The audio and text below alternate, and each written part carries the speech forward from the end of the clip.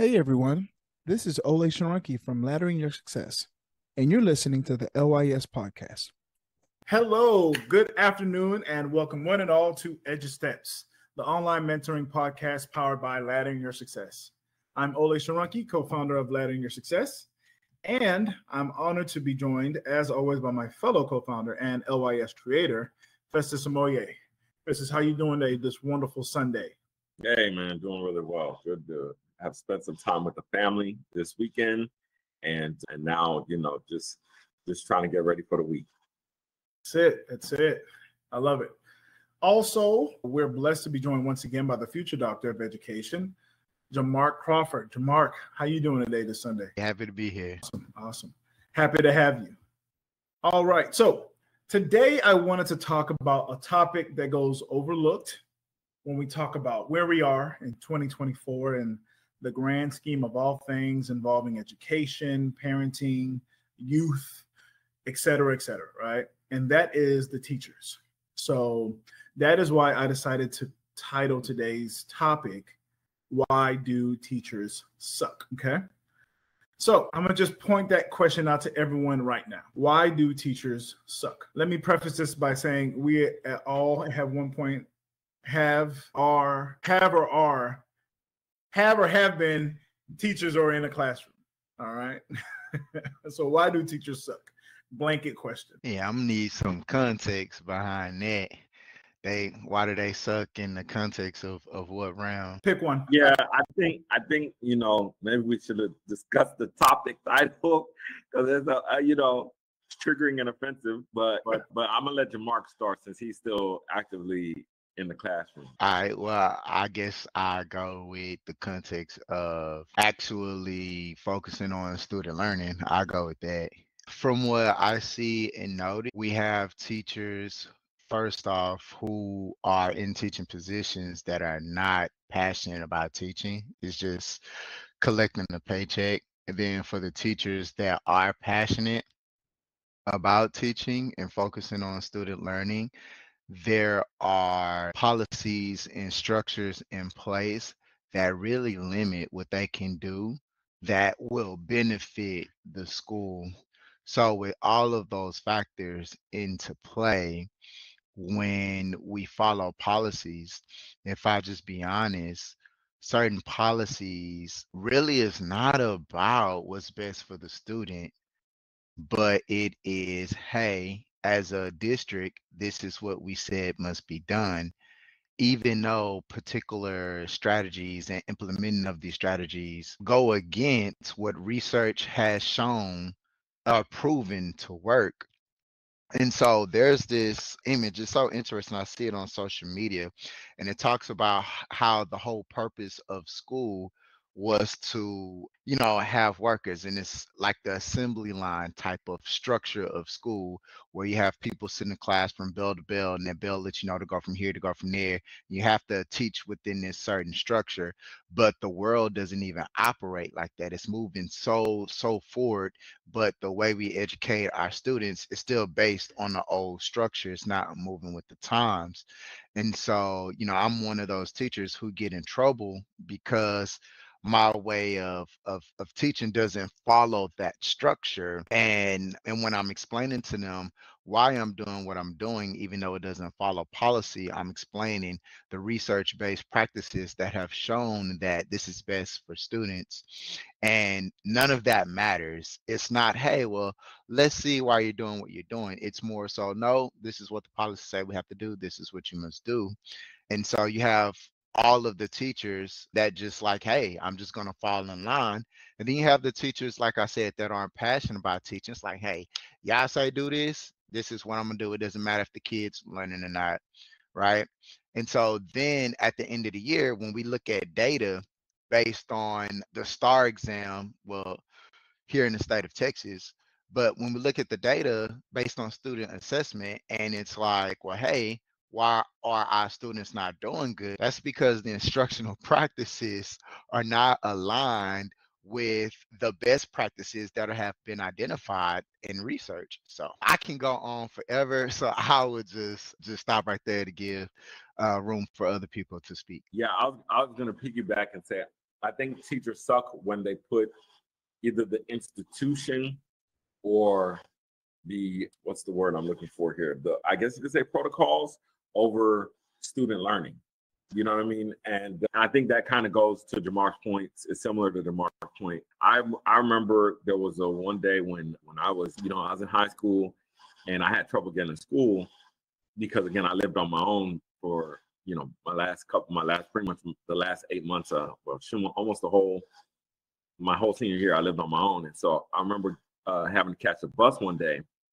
So I caught the bus, got to the other bus stop, and I missed the school bus, caught the metro bus, got to the other bus stop, and this teacher was driving by, and he was like, "Yo, get in." And you're not supposed to have a student in your private vehicle, whoop-de-whoop-de-woo. He drove up to the school, he pulled to the back of the parking lot. He's like, "Man, you was never in my car," and he just walked off. And I think it's one of those things where, teachers, and he wasn't even my teacher, you know what I'm saying? And he identified like, man, this student needs a ride to school, trying to get to school. As many kids out here skipping school, whatever, but I'm gonna just make sure this one goes. And he went against protocol to make sure I got to school that day. And I don't remember his name, but I just never forgot him doing that. And so I think, like, when it comes to, how to make schools better, how to make teachers better, is sometimes do what's in the best interest of the students, even though it goes against protocol. I think that's more of a answer as to why teachers don't suck, but it's okay. We'll allow it for this. I'll just all right, Jeopardy. Yeah. Man, go ahead, Crawford. To add on what Festus was saying in your points, Sharaki, I feel like that's exactly why teachers don't do certain things of what he just said. I feel like the system of education is not built to even support the teacher or have the teacher's back. It's these policies and protocols that, hey, you're going to essentially be thrown under the bus because it's all about politics and how the district looks.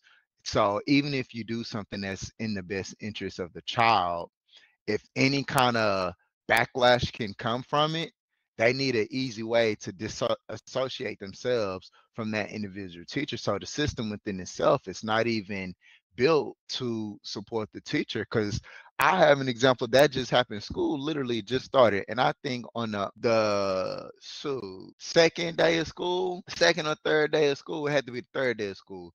Third day of school, this other teacher, brand new teacher, what is his second year, and he's not even a licensed teacher, he's an associate teacher. We're in the cafeteria. He has an autistic kid who, has an episode in the cafeteria. Now, this is not my student. I have nothing to do with this. I can literally just turn a blind eye and just watch my students, because my students are good. But me, this is why I always put myself in harm's way. I see somebody need help and I can't not help. So I go over, and so the kid, he's throwing his shoe. And so I know that he's not intentionally trying to hurt any of the other kids. But to avoid him from unintentionally hurting other kids, I just told him to come on. And he followed me. He still got his attitude he had in his episode, but he's going with me. And I took him to a hallway where he's by himself, no interruption, letting him have his episode. So while I'm letting him have his episode in this hallway where there's no other innocent bystanders, he starts to throw himself into the wall and start banging his head against the wall. Now, that's protocol for me to restrain him if he's exuding harm to other students or to himself. So at this particular time, he's causing harm to himself, which is head. He's banging his head against the wall, really, really hard. So I walk up to him. I say, hey, I'm going to need you to stop, because if not, I'm going to have to restrain you. But, he's having his episode. So what I'm saying isn't registering. So, but I have to say it. He banging his head. So I'm like, dang, sorry, I got to restrain you. So I restrain him or whatever, boom. And so obviously he's fighting it or whatever, but he can't get out because I'm much bigger than him. And so as the teachers are walking by, they can't really see because the doors are closed, but they can look through. When they look through, I say, yo, just grab an administrator so they can come, and see after the kid. Long story short, after all is said and done, I come and get questioned about this and things of that nature, which is absolutely fine. But the protocol that they go through with the CPI and the stuff I gotta fill out. So other and the behavior specialist is out there and they form like a circle to keep the kid from getting out. So clearly I let him go out of the restraint and then we just made the circle. But somebody else wrote the report and they put that all three of the people, me and the two other people, had restrained him.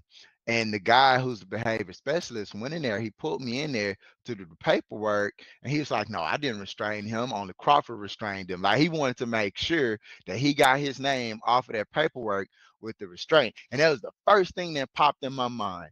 Like, and he's the behavior specialist. Like he teaches the class on CPI training, right? So it's just so interesting how this guy who's a behavior specialist who is well versed because he trains people on how to restrain to get his name removed on the paperwork of restraining a child. But now I got to go through all these other procedures and stuff like that. So it's just so interesting to where it's like a situation like that. And he told me, because remember when I restrained the kid, I was by myself, and he was like, hey, just for future reference, when you by yourself, you don't want to restrain the kid, you want to have like another teacher around somebody. And then so I say, well, the proper protocol is you only do you first always de-escalate. That's always the thing. You don't look to restrain, you always de-escalate. But if a child is exhibiting behavior that's putting himself in harm of others, that's where you intervene. And I said, so what am I supposed to do if the kid is sitting here banging his head on the wall and there's no other teacher around? Do I just sit there and be like, well, there's no other teacher around, and if he bang his head and he's unconscious, it's like I'm in trouble? And then I'm still in trouble. I'm sorry, I'll just stop it right there. But the point is the system isn't built to support teachers. Real quick, just want to welcome in to him be that guy, the one and only Daniel Hill. Thank you as always, Daniel, for coming in. Right now we're discussing, I just posed out one question, and that question was, why do teachers suck? So Festus gave his answer, Jamark gave his answer. If you could just go ahead and throw in your thoughts on why teachers suck. Well, our society sucks. No, I'm fine. Now, it's they both said it pretty much. It's just the way it's set up. Like, I mean, back in the day, like back in Tennessee, I used to be able to take the kids, even if I was a student teacher, I could take the kids out on a Saturday. That's what I did one time back then. And I took them to skate and everything. And when I got down here, it was one little young cat. His name was Joseph. Remember, I was about to move, but before I moved, I picked him up one time, took him out, me and my homeboy Jose. So we took him out, man, had a good time with him. But then the law, I don't know if the laws have always been changed, or either I just didn't care back then, or me, I probably wasn't reading the email, you know what I'm saying, that's telling you not to do it. But then it's just like, bro, you can't really do nothing to help the kid succeed if he really needs something besides, if he really needs to do other things like how Crawford said, or how Spencer said, like taking different places, do this or this. Man, you gotta go through someone's protocol that people just like, man, forget it. I'm just gonna come to work and do my job. But then people still go beyond it, you know what I'm saying? Like, if something happens, you still gotta do something. Because like Crawford said, if you don't do something, you're gonna get in trouble. But at the same time, if you do it, you're gonna get in trouble. So I think that's why most people are just leaving the profession as it is. Like, I don't know how many people left our school this year that just dipped, like first time teachers. So yeah, that's about it, man. You can't really be a teacher that you always want to be. So thank y'all. Thank all three of y'all for just. If I could hop on Crawford's story real quick. It's funny because that's actually the reason I left education, was that they kept promising to give me trained for restraints, and I never got trained for restraints. But I was restraining the kids left and right. And I said, look, man, I'm gonna end up on Fox. You know what I'm saying? So yeah, man, that got me about the school system. Thank y'all so much. So of course we know that teachers do not suck. They don't. But if you look at the way that teachers are viewed, especially in America, it would seem as if they do indeed suck. So what I want to do is I want to take a look at how we got here. Why is it still the same, or is it still the same? Still the same. We can discuss that. and what does the future look like for our teachers? And so I'm sorry if the question was kind of like took you aback and was like, oh, do we? Oh, teachers don't suck. But sometimes you need a little shock to the system to kind of, refragment, if you will, or, reset a little bit and just kind of think about these things. And I'm glad that both of y'all, or all three of y'all, were kind of like, well, I won't say they suck, but I'll say that it's the environment that doesn't allow teachers to truly shine the way they want to shine, right? Or to kind of truly live in that purpose. And so I want to talk about how we view teachers in the past. So my next question for everyone is, how did you view your teachers then and now? So from elementary school to middle, high school, all the way up to college, how did you view your teachers? And so what I'm gonna do is I'm gonna give y'all a quick example. Growing up in elementary school at the time, I think pre-K, I had pre-K, kindergarten, first grade, I had teachers who really cared about me. Like when I go back and I look from pre-K, all the way to about the second grade, I really felt like all my teachers were just, they were good teachers. Something interesting happened in the second grade. In the second grade is when, at the time, I thought I was being kicked out of the second grade because of just issues that I was having in class. I was disrupting class a lot. I was causing a lot of issues for my teacher in class. And so I thought that my second grade teacher hated me. I wouldn't say hated. Hate is a strong word, but I just thought that she didn't like me. I thought that she wanted to get rid of me because I was disrupting the class. I didn't know what I was doing. I was in the second grade. I was just acting naturally. Now, when I look back at that, I can clearly see that, oh, it wasn't necessarily me. It was, more or less what my actors were doing to the class.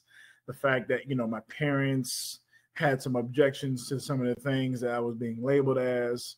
And so, she was kind of like the example that we talked about where, she realizes that she can't just help me. She's got to help all those kids, right? And so I look in the middle school, more of the same. I had teachers who really looked out for me. When I got out of line, they knew how to sit me down, shut me up, get me together. Same for high school and college. So that's what I mean. So if you guys could just tell us a little bit of how did you view your teachers then and now? We're talking from elementary, middle, high school, all the way up to college and beyond. I think for me, to be honest, I didn't really view my teachers in any way. I mean, that sounds kind of crazy. I think that's because I knew I had enough sense to know that I was a handful. So anything that I really did, I didn't take personally. It wasn't like I felt like, oh, such and such person don't like me. It's because I was a handful, a real big handful. I talked a lot. I got in trouble a lot. I was too smart for my own good at a young age. So a lot of the mischievous things that I did, I didn't get caught. So when I did get caught, I knew I was guilty. I couldn't argue back because shoot, I was guilty. So I didn't really view them as any way. But now as a teacher, I have an understanding of the frustrations that teachers deal with when they are dealing with students that can be a handful. Like I see the humanizing part of the situation. It's like empathizing with my teachers. It's like, oh, that's what my teacher felt when I did X, Y, and Z, because now I'm dealing with those similar behaviors. So yeah, I just empathize with them now. And I also, even when I had teachers that were more strict than others, I definitely understand why that was needed, because those teachers seem to have less issues because they were really, really strict with their expectations and didn't veer from it. So I understand that now as an adult. Hey, LYS fam, it's Ole. If there's one thing I love, it's something free. I'm talking free 99, un gratis. No shipping or handling fees, no gotcha fees, nothing like that. With that being said, if you're graduating soon or thinking about college or need a nudge or help to decide, then our free ebook, 10 Things to Think About Before Going to College, has a very balanced and open-minded way of presenting your next steps. It captures broad topics in a personal way by giving students an insightful, interactive, and reflective source of inspiration. It is very beneficial to be able to visualize some of the concepts after high school and apply them directly to you.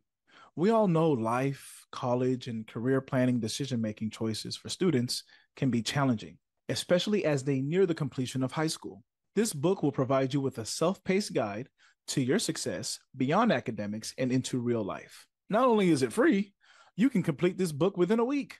This will definitely prepare you for long-term success. To get your free copy, simply go to lys.com/students. I mentioned it was free, right? Well, if I didn't, it's free. Like, for real, for real.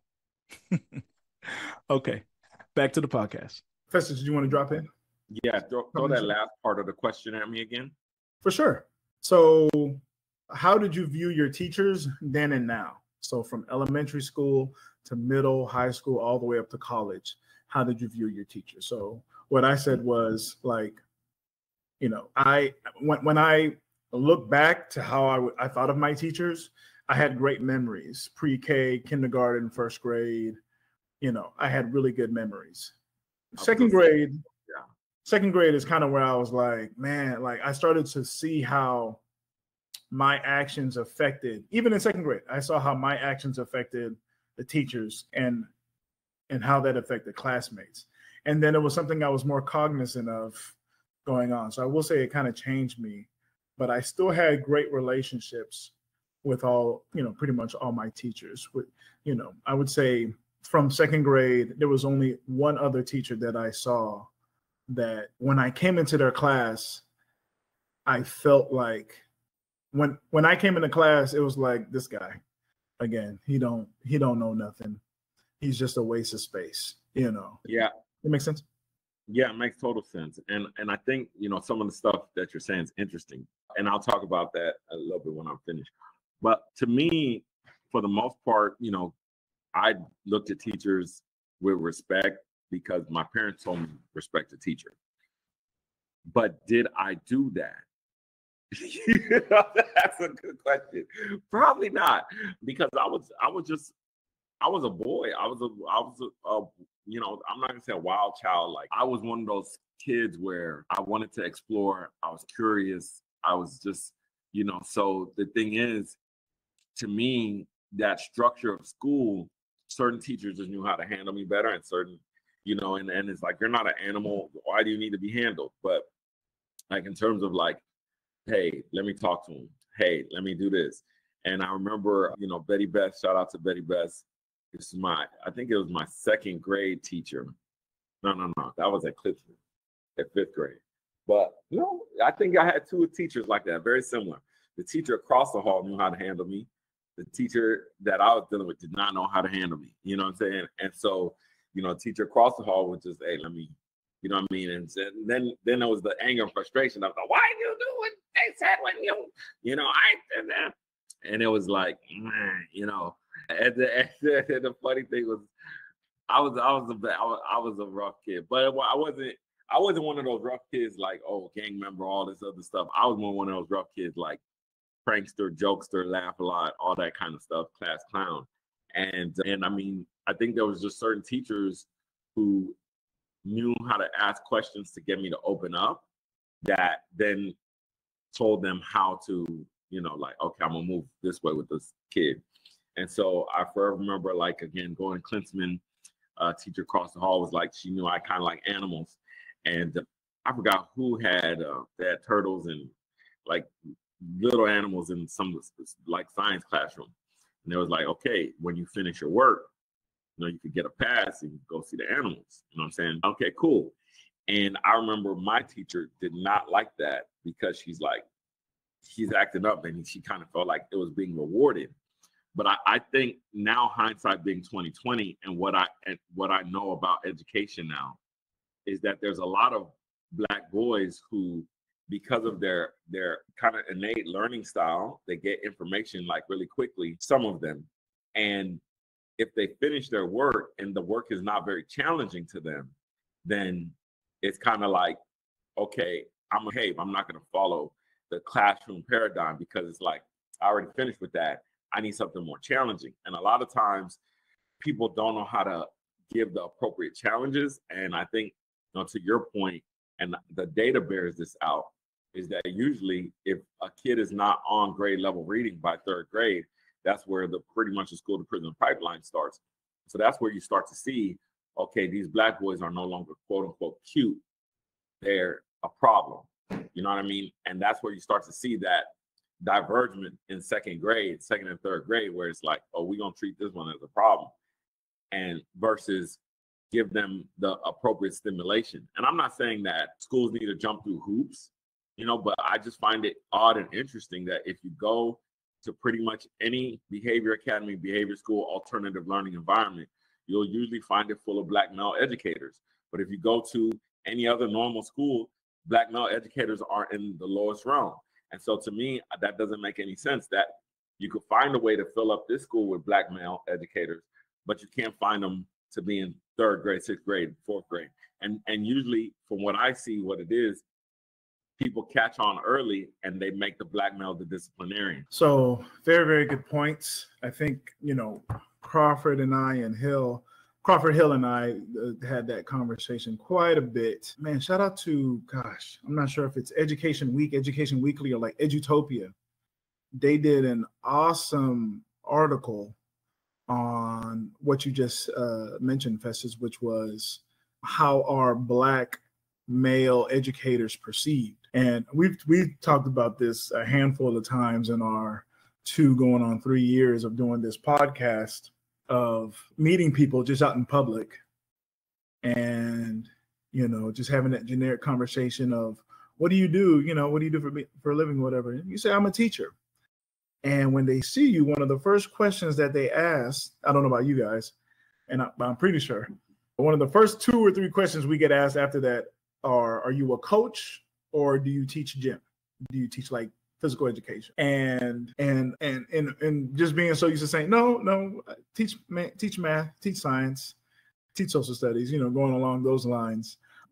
But to your point, Festus, if, that's where you see the majority of black male educators, if they're not known as the disciplinarian type, or the one that, you go to his class, or you go to his class when you're acting up kind of thing, or they're the in-class suspension kind of teacher, or they're the class with the group, that one group of the really bad black boys, that's the guy, he's in charge of that group. That's his class. You see that, or they're, usually like the gym or PE teacher. So it's really, really interesting to see where that goes. Did you guys have anything you wanted to drop? Because that's a really, really, we could take that tangent on for the next 2 weeks. But did anyone else have anything they wanted to drop in on that? Anything else? All right. So real quick, I wanted to ask, so it seemed like y'all talked a lot about elementary, maybe like close to middle school. But tell me about those in high school and college, if you can.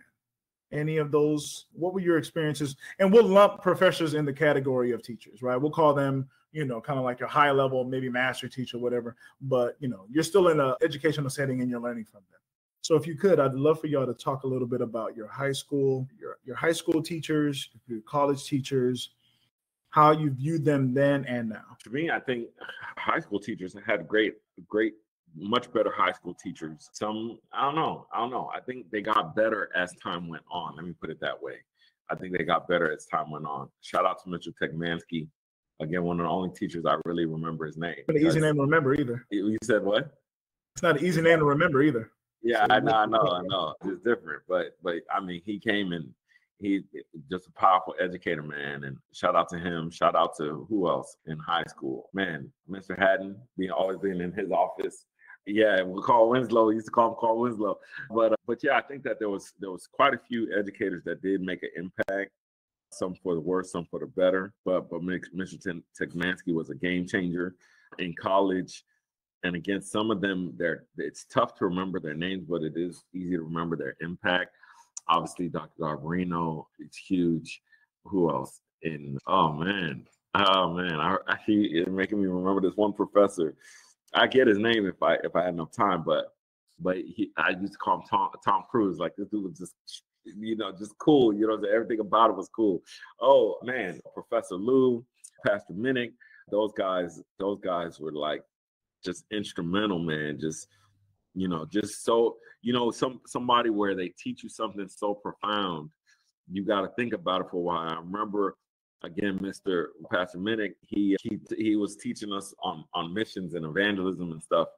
And man, he said truth has to be embodied. And bro, when I heard that, I said, it took me 2 years to understand what this dude was talking about. I was like, I had no clue. I was like, okay, how can I do some research? I had no clue what this dude was talking about. And then it was like a revelation, like, that is very true. That is very true. You know, if you ever say something is true, if it never manifests itself, how can it be true? So it has to be eventually embodied. But anyway, man, these are some great professors and high school teachers. So I'll leave it at that. For me, hey LYS fam, it's Ole once again. You know, these days, many families are busy but want personalized attention. We at Laddering Your Success understand this dilemma and have created a unique approach to help guide you and your child with personal development tools to build a life of purpose. This intimate approach is helpful for those parents that feel the need to have a focused heart-to-heart conversation deciding on the next steps after high school. We provide individual post-secondary planning, virtual customized college and career counseling, and scholarship guidance and planning. Our one-on-one sessions are tailored to each individual student to maximize their potential in the post-secondary realm. With our guidance, your child will be able to make their dreams a reality. Don't wait. Simply go to lys.com/parents to get your copy today. Now let's get back to business on this podcast. Unfortunately, none of my high school teachers had like any impact. They was just regular teachers. College, they all was regular professors, except for one. I remember this one professor. When I switched to education and I had to take methods, and the methods course is where they teach you how to teach whatever specific subject is. So you have math methods, you have science methods, and you have reading methods. And so in this method course, near like the end of the course, you have to get observed something like in the real world of what teachers got to get observed by their appraiser. So you get appraised at the end of the course when they rate you, and it's for a grade. And so this was science methods. And so the professor observed me, and then we had to have the conversation to talk about it to mimic like the real thing. And so I remember what she said to me, and it stuck with me like to this day. And so she said, I'm not gonna lie to you, I thought you would suck as a teacher, because in the classroom, you're just as a student, and like in her class, you're just so quiet. I thought you would like suck as a teacher. But then she said that you're phenomenal, but you're gonna have a lot of issues. This is I remember she told me, she said, you're gonna have a lot of issues. And I said, why? And she said, you're such a good teacher that the way you teach goes against the norm of teaching. And so because it goes against the norm of teaching, many people are going to have an issue with you. But I'm going to tell you this, don't change what you're doing, no matter what. Do not change what you're doing. You're going to have a tough time as a teacher. Like, she told me that because of the way that I teach. I did not know what she meant by that until I became an actual teacher. And I see exactly what she told me. And it was like, it blew my mind that she saw that after observing me teach. And I wasn't even a real teacher yet. This was a mock demonstration that she told me this. And literally what she said is absolutely true. I get so much backlash and so much trouble, and it goes against the norm of teaching. And this woman saw that and told me that I'm going to have a hard time teaching because of the way that I do it. And she told me never to change. But it's becoming so stressful now. Now it's, man, I don't even know if teaching is for me because of the amount of stress that's there due to, you know, what she was referencing, like my style of teaching. So that's why she stands out to me. So I find it very, very, thank y'all, man. Both of those that was awesome. And I'm glad I asked high school and college to get that deeper, just a deeper connection with the question, if you will. It's very interesting that at that point, Jamar, your professor saw so much into the future for you. And I need to preface this by saying, all I told the guys was the title of today's podcast. That's all I said. I said, hey guys, today's topic is why do teachers suck? Right? And it's funny that you mentioned that your teacher said, I thought you were going to suck. That's why I put my hand back like this. I was like, hey, I did not tell them to say these things. But I think what you and Festus both gave was the soul of a teacher, the foundation of what makes a teacher a teacher. You know, a couple of weeks ago, I mentioned that a teacher is a farmer. A teacher is always planting seeds. And the thing about a teacher is the teacher will not be there, usually, to see the fruition or to see the germination of whatever they've planted. But the goal for the teacher, you know, like Festus always says, like I've learned, is to be a lifelong learner. And so through the years of experience, you're going to be able, as a teacher, to see certain things in your students. And so for someone who's, you know, when I met Jamark, it was as a teacher, and to hear the things that he's gone through, exactly what that teacher said is exactly what Jamark has gone through. I've seen it myself. I've seen people from the district come and talk about how and highlight Crawford's class as a class or as a teacher of that someone that's not really following along with what the teachers are doing. I've seen Jamark deal with, you know, other teachers in the school who say, why is he doing this? When I come into his class, he's not doing this, he's not doing that.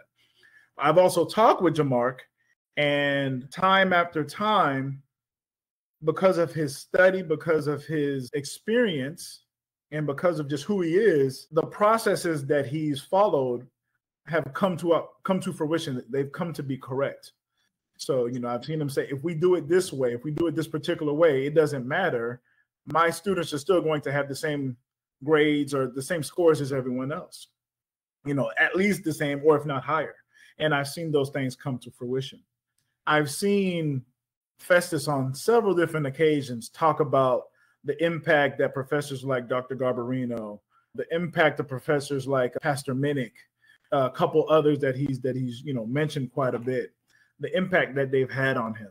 You see, this, and like I said before, sometimes you gotta say the opposite of what the topic really is. All right. I had the pleasure and the honor of being a teacher for 5 years. I know teachers don't suck, but the narrative or the way things look out there makes it seem as if teachers suck, when in reality, they're far from it. As a matter of fact, I'll venture to say that teachers are some of the strongest people you'll ever meet, because teachers are battling so much more than you'll ever know.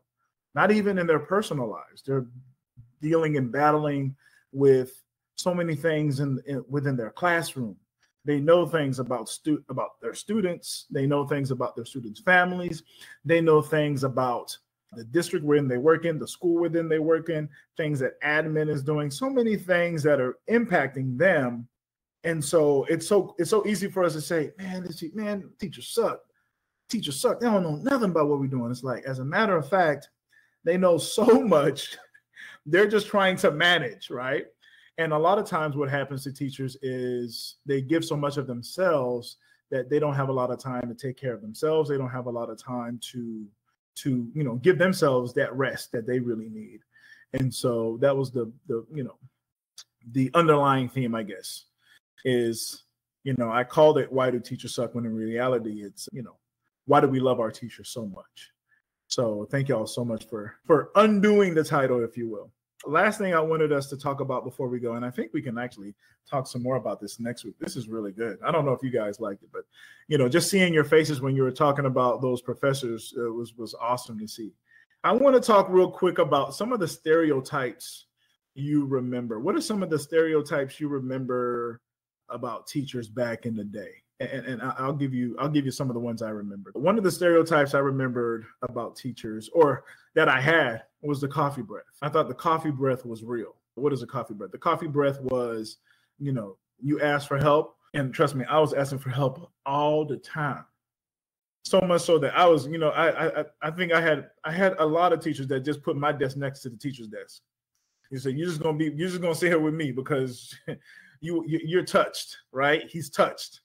You know, I mean, he got to sit next to me. And so I'd be next to the teacher and I need help with this. And the teacher come be like, what you need help with? I'd be like, ugh, coffee, chill out, man. And so I remember when I was ignoring the call to teaching, I was like, ain't no way, I ain't about to be no coffee bread teacher. I ain't trying to do that. Only to become the coffee bread teacher ever. And I love teaching so much, I did it on purpose. Mr. Trunk, I need help. What you need help with? Just so it can stick in their brain, so they can go out in the future and say, man, my teacher used to have coffee bread. But I remember the coffee bread, and I remember we had the overhead projectors. So it was vis-a-vis markers, the little plastic, the cover, the little cover sheet. And so they would write on it. And I remember the teachers would always lick their fingers to erase. Some of them had the spray, but some of the teachers ain't gonna lick their fingers. So their fingers would have like red, green, blue markings on their fingers from the vis-a-vis. So if y'all could, I just want y'all to tell me, what are some of the stereotypes you remember having about teachers? What are some of the stereotypes you remember? The ones you loved and the ones you didn't like? Hey, LYS fam. It's Ole. Thanks so much for listening to LYS. I just wanted to take a quick moment to talk to the parents. That's right, mom and dad.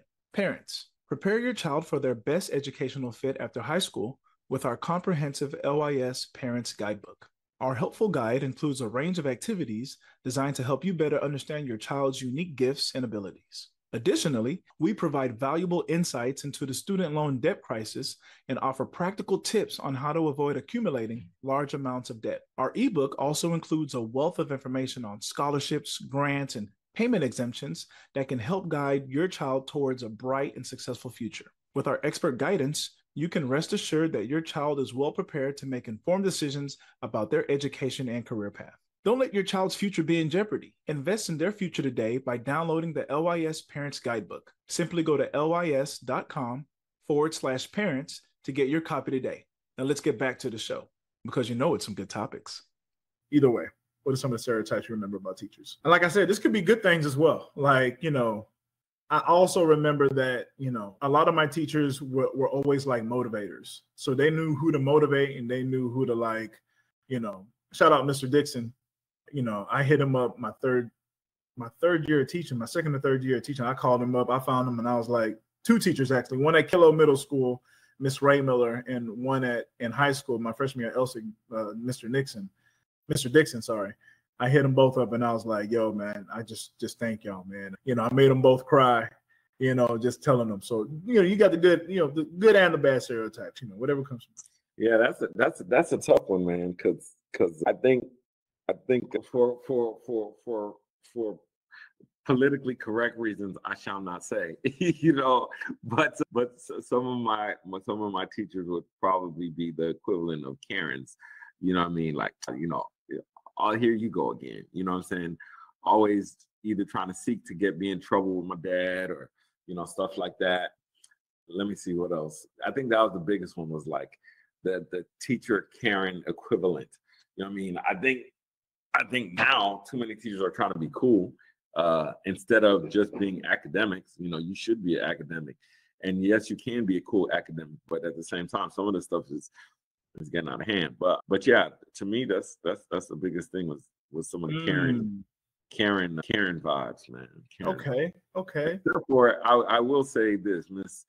Well, and I don't want to just bring up the past, forgive and forget, but Miss Aldridge was trash.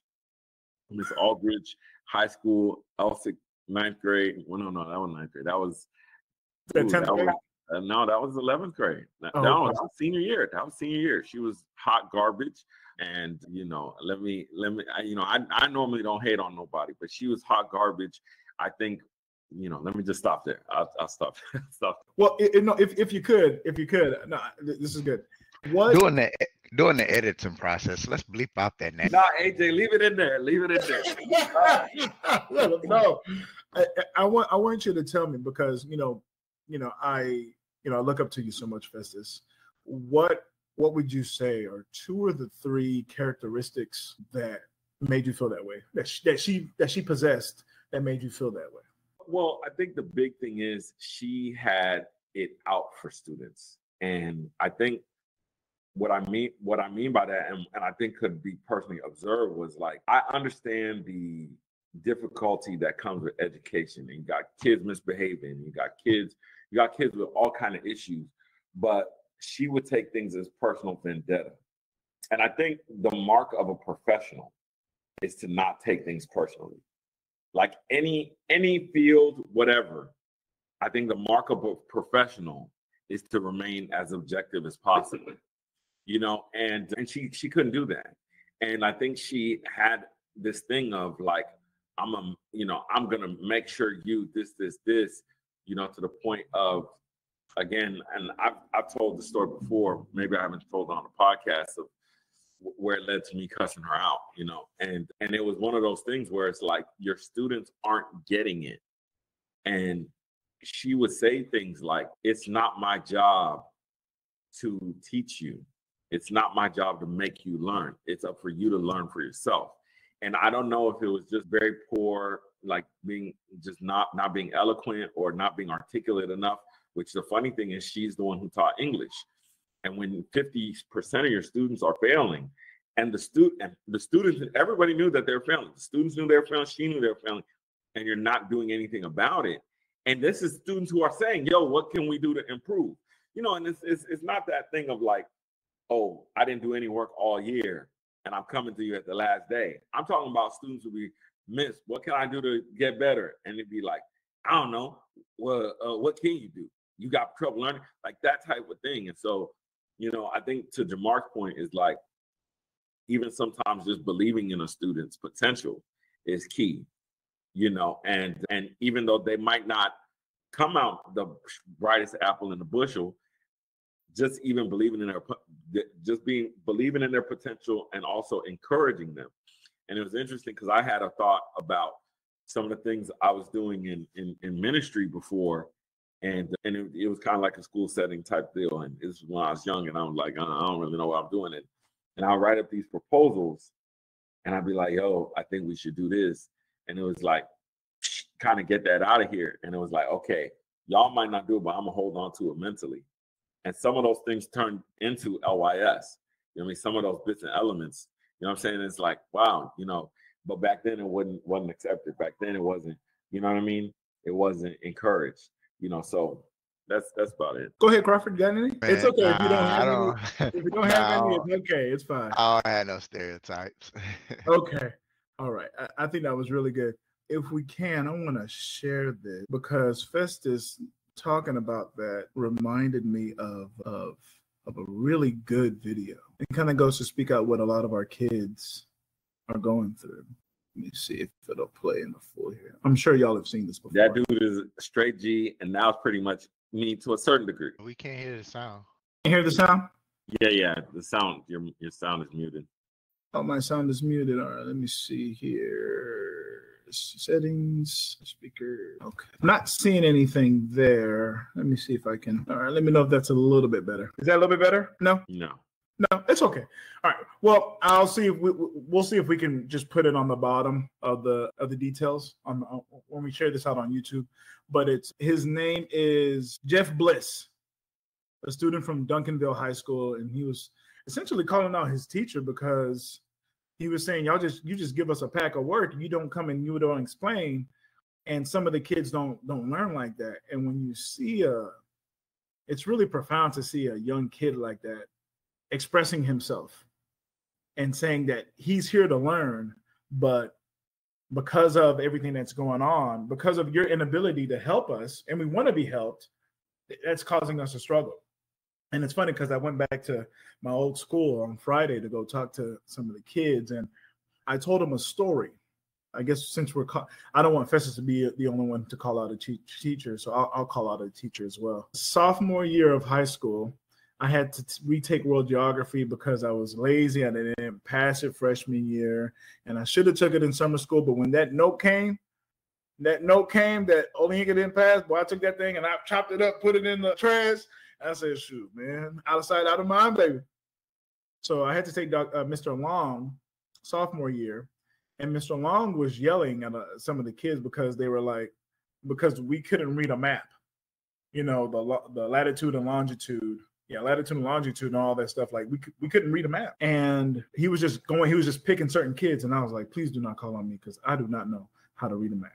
I said I must have not been paying attention because y'all, if you heard me talk, I was a kid who was roaming around. So I guess the teacher didn't have a thing on the board or on the wall of how to read a map. So he calls, he's like, you, Olananka, whatever your name is. Where is this place on the map? And I was like, man, don't know. And he was like, why don't you know? And I said, because I can't read a map. Because I can't read a map. So he went off. He was like, so I said to I didn't say it out loud. I wasn't as brave as Jeff Bliss was. But to my mind, I was like, why don't you just teach us? Why don't you just teach us how to read the map if you're so mad? Why don't, instead of complaining that they can't read a map, that we can't read a map, clearly I wasn't the only one. So something happened. Why don't you just take 10, 15, 20 minutes and teach us how to read a map? So maybe, I don't know, we can learn we know how to read a map.